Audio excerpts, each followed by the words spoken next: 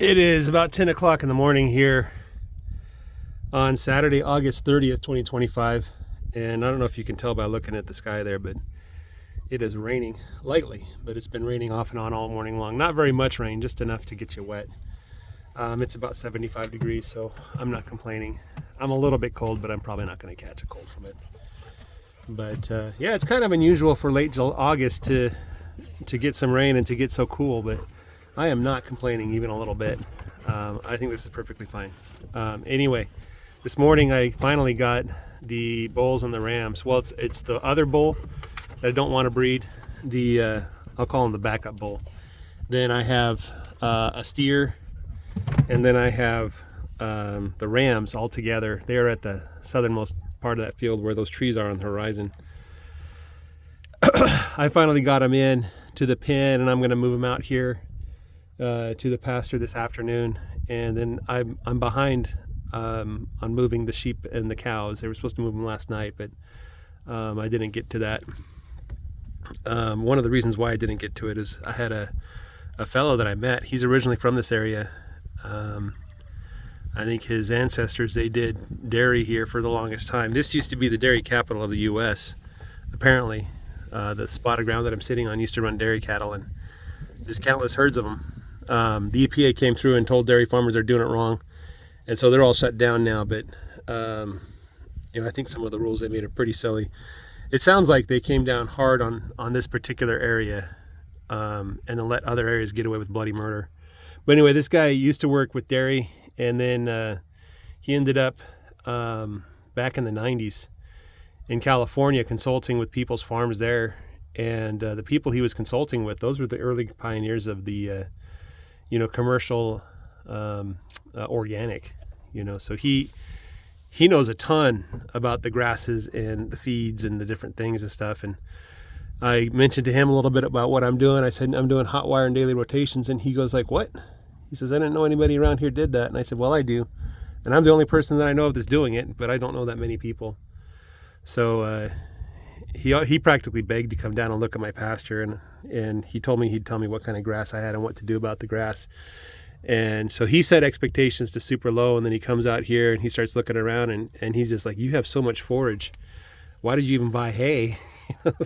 So I got the hay bale set up on the side there, and he saw the bale and roller, and he got all excited. He said, oh, I wish I had one of those, because but we talked a long time. We probably talked for 3 hours, I think, which is why I didn't move the animals. But we were talking about everything I could think of. I was just asking him all kinds of questions.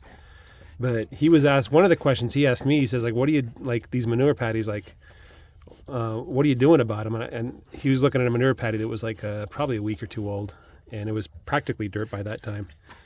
And I said, I don't do anything. I just let the dung beetles do their job. He goes like, you don't worm your cattle? I'm like, I don't worm anything.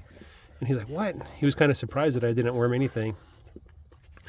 He was talking to me earlier, and he says, you should probably try diatomaceous earth. I said, a lot of people recommend that, but I understand diatomaceous earth is bad for all insects. And he's like, yeah, you're right. He goes, he was kind of a little bit puzzled, like, why do you care about the insects? Now he understands, because the manure patties just disappear in the ground because of the dung beetles. So I don't want to kill the dung beetles, and I don't want to harm them at all. In some ways, I care more about the dung beetles than the cattle, right? Because if I didn't have dung beetles, I'd have fly everywhere. I couldn't have cattle, right? But anyway, so his comment number one was, I need more animals. But of course, animals are so expensive right now. It's kind of crazy. Anybody that goes to buy animals right now is crazy. The market's going to crash in a couple of years. It always does. People, they make too many, and the next thing you know, there's too many animals on the market. The price falls, and then everybody goes broke, right? But so I'm not going to get more animals. At least not. I'm not going to buy more animals. And then I asked him about the stocker operation. I said, why don't I just go in spring and buy a bunch of cattle and then run them and then sell them off at the autumn? And he says you could do that. The issue is you'll probably lose 15% of those cows that you buy, and they're going to bring all kinds of diseases onto your pasture. And you probably won't know how to manage them and doctor them. And like typically, like if he were to do it, he'd say, I'm going to lose 10%. Like if I buy 20 cows, I'm going to lose 2, right? And so he says that, that is like losing a stocker cow is a big deal, because you put a lot of money It's like you're building 5 houses on a street expecting to rent them out, and one of the houses falls down. The rent from the other houses isn't going to make up for that lost house, right? The same kind of deal there. Like, you're really not making that much money off of the weight. He goes, however, if there's people that will like let you run their cattle on your land, and then you get paid based on how much weight they make, that's a win-win for everybody, because you're not assuming a bunch of risk. And the other guy, he's not going to lose either way, provided I don't mismanage the cows, obviously.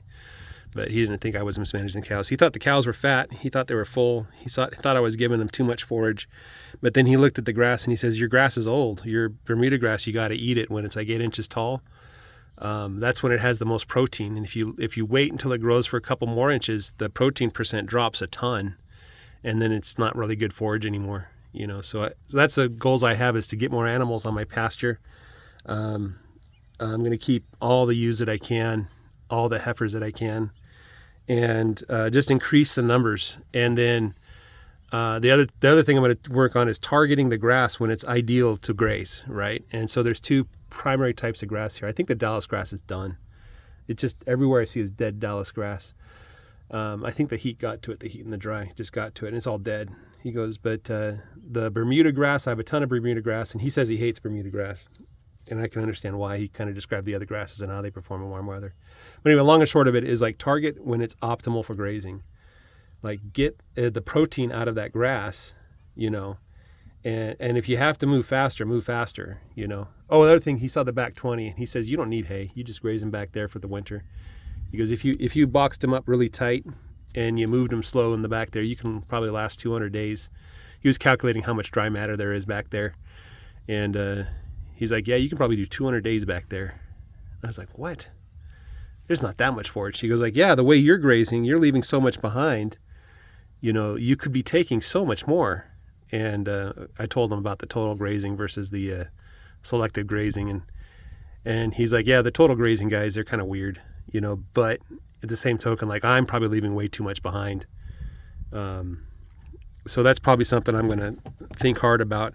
I asked him, what about the spring, when there's too much grass? And he says, well, you want to target the grass when it has the most protein. And so you hit the grass, and then when it's ready to eat again, you go back. And the rest of the pasture, you just leave it. You can't do anything about that. Just leave it. If you want to, you can bale it. But, in my case, I'm just going to let it just hang, And he was looking at the dead grass. Let me show you kind of what I'm talking about. So you see all that dry grass down there? So he was looking at that, and he's like, that's ryegrass, and that's some other things in there. And to him, it was just a shame, because he ran dairy, and with the dairy cattle, like, you're taking as much of the grass as you can when you have it, especially in the climate that he was in California. You can't really keep cattle on pasture, dairy cattle on pasture full time, because of their diet requirements and because of some other reasons.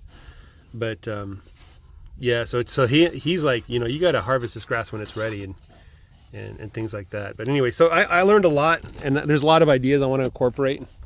I'm going to show you something here. I just happened to stumble upon this. This dog started tearing up this old bale of hay. But this is a bale of hay that I unrolled thick. I just wanted to see what would happen if I unrolled a thick bale of hay. And you can kind of see that the goat weed really didn't do too well where that bale of hay was. But other than the ground being spongier, heck, some parts don't even feel spongy. I mean, the Bermuda grass lights, I can probably bring the cattle back here right now. And this Bermuda grass is prime for grazing. Once it puts that seed head out, it's too late. You lose a lot of the protein content. So anyway, yeah. And he said, the guys with the goat weed, he goes, they shred it, they spray it, and nothing really works. And he says some guys, if they get on top of it, they can prevent it from growing back. And I told him, well, I like the goat weed because it gives shade, and there's more grass under the goat weed than where there is no goat weed. And he's like, well, I guess. I mean, it doesn't hurt the animals. It just might cause pink eye or something like that. So anyway, yeah, he has a lot of tribal knowledge from the way things used to be. And well, there's my bales of hay that I finished putting up. I think I had 3 that I couldn't quite fit, and rather than put them at the end, I just doubled them up here. So they're all ready to unroll. They're on logs. They should be good to go. So anyway, guys, have a great day. Take care and bye-bye.